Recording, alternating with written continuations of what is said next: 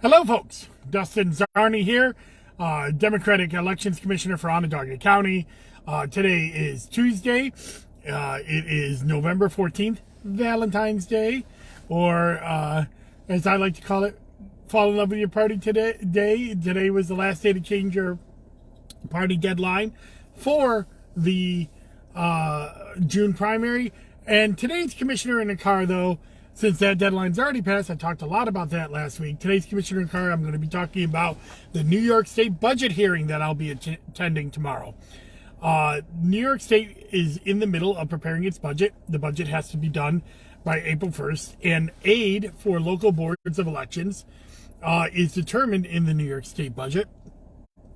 And they have hearings on the various parts of the budget. And I will be representing the New York State Elections Commissioner Association, not just the Democratic caucus, but the bipartisan budget requests that we have for the Elections Commissioner Association. And I will be attending the local government hearing tomorrow. I'll be driving to Albany in the morning and testifying. It'll be a brief testimony, and then I have written testimony that I have submitted as well to ask New York State for funding for capital projects and for aid to localities and voter outreach. That will allow boards of elections to properly staff their boards and also to replace aging election equipment that is needed. We believe that we are in a funding crisis akin to what we saw in 2019 when we had to add on the electronic poll books. A lot of our precinct scanners are aging out and new scanners are coming online, and we need money to replace that capital, and also we need money to have minimum staffing levels at boards of elections to get ready for the 2024 election and, of course, the 2023 election. So that is what I will be testifying. As always, for transparency's sake, I always release my testimony, both the video version and the written version, on my website, dustinzarni.com. I may do that a little later on Wednesday, after I drive home. It may be ready to do that, and that is what I got going on. That's my main focus tomorrow. But the Board of Elections is getting ready to get into the petition process. The Democrats are holding their nomination process tomorrow night. They're going to announce who their nominated candidates are.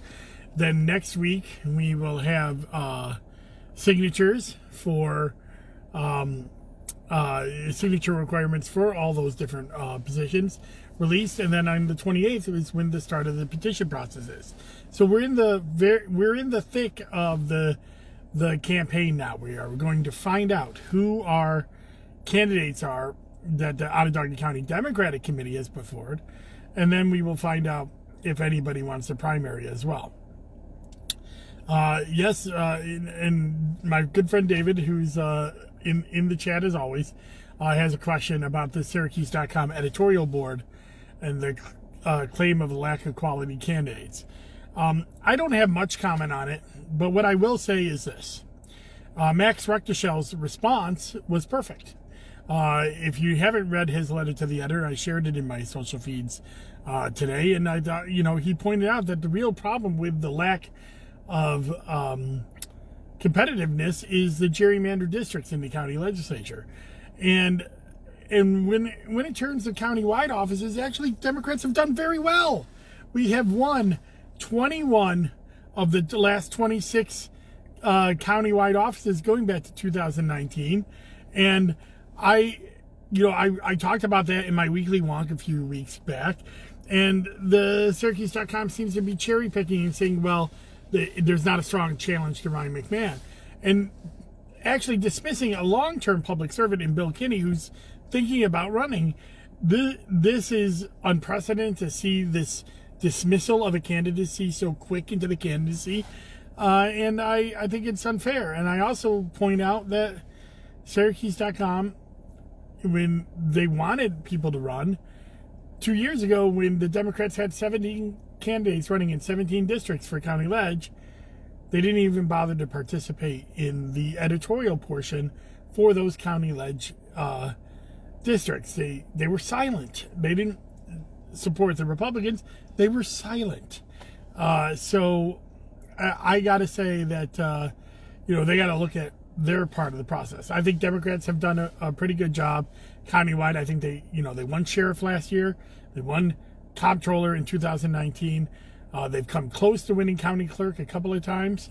And yes, the county exec and DA race has not quite got there yet, but they're trending in the right direction and may be there this year. So I think it's premature to say that the Democrats haven't put up a solid candidate when the candidate hasn't even been nominated yet and the campaign hasn't even started. So stay tuned. Let's the people decide what these elections are, and we will go forward. I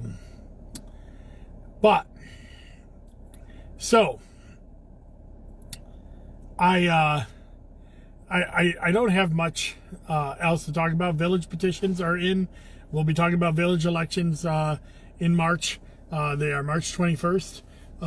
Fayetteville and Manlius have village elections, and we'll talk about more about that later on. It is late at night. It's Valentine's Day, and I've been working all day. The reason this is so late is that I was doing a getting on the ballot seminar for the Political Leadership Institute at our board, so I'm just getting home now. But I did stop and get my one true love, the Shamrock Shake from McDonald's. Nick DiMartino, if you're watching this, you'll see, you'll love this. But go out, have a safe Valentine's Day, and later this week, David, I'm gonna respond to one more thing in the chat. David said that it seems like the presidential race starts earlier and earlier every cycle. This is actually pretty late. By this time in 2015, during the last presidential cycle, the Republicans actually had a lot of candidates in the field, and the Democrats did as well. And at this time in 2019, there were declared candidates on the Democratic side.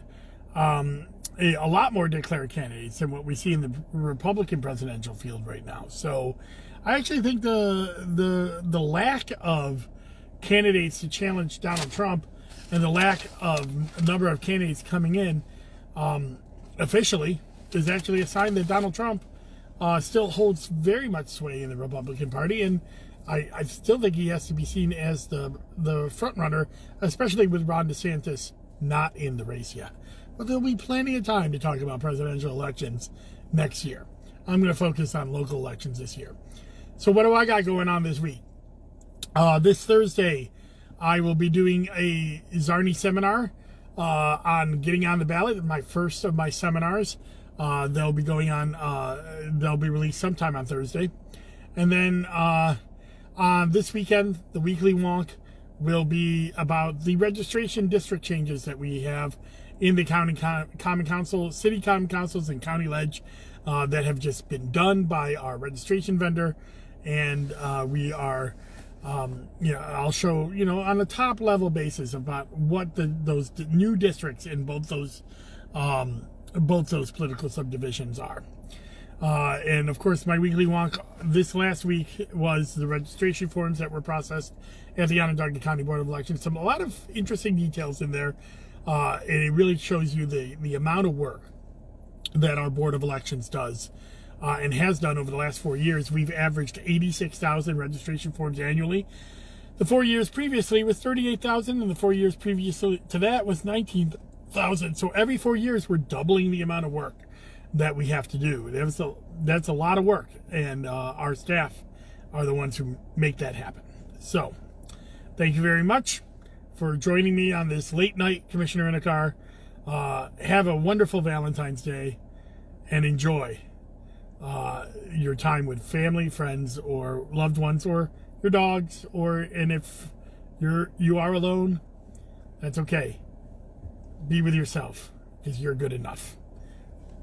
See you later. Bye-bye.